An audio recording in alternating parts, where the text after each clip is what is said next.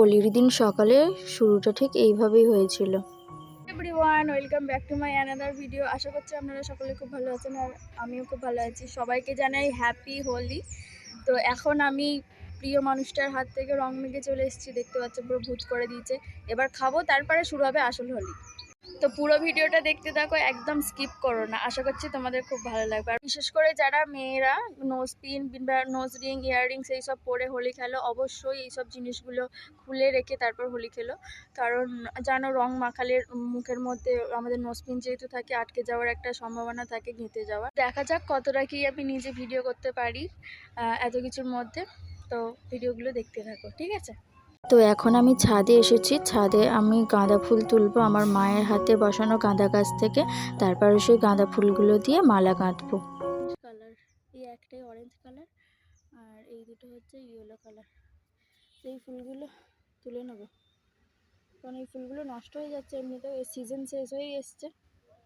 তো চলো তুলে ফেলি। অনেকগুলো গাঁদা ফুল তুলে নিয়েছি। যেগুলো একটু নষ্ট নষ্ট হয়ে যাচ্ছে সেইগুলোই তুলেছি, ভালোগুলো তুলিনি। কারণ ভালোগুলো হচ্ছে যে মা ভগবানের সেবা দেবে আজকে তুলে। তো চলো এইগুলো নিয়ে এখন মালা গেঁথে ফেলি।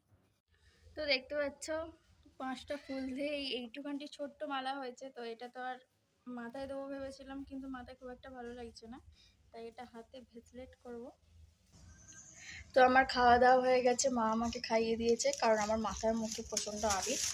আর এই বেরিয়ে পড়েছি। তো আমাদের হোলি খেলা শেষ হয়ে যাওয়ার পরে আমাদের পাড়ার দাদারা দেখো 1 বস্তা হলুদ আবির নিয়ে এসে সবাইকে পুরো হলুদ ভর্তি করে দিয়েছে, দেখতে পাচ্ছ।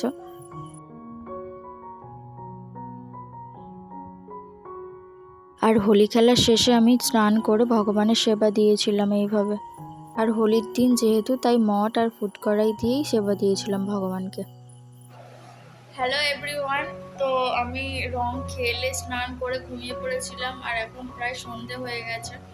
তো এই মাত্র ঘুম থেকে উঠলাম আর উঠেই বসে পড়েছি প্রসাদ খেতে।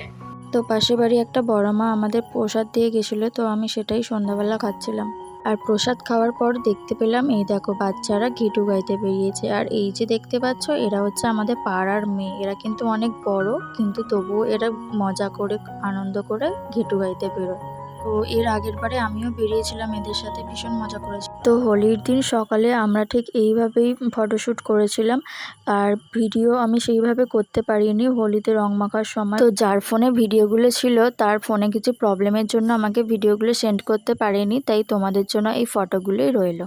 আজকের ভিডিওটা এতটুকুই। ভালো লাগলে একটা লাইক করে দিও আর শেয়ার করে দিও বন্ধুদের সাথে।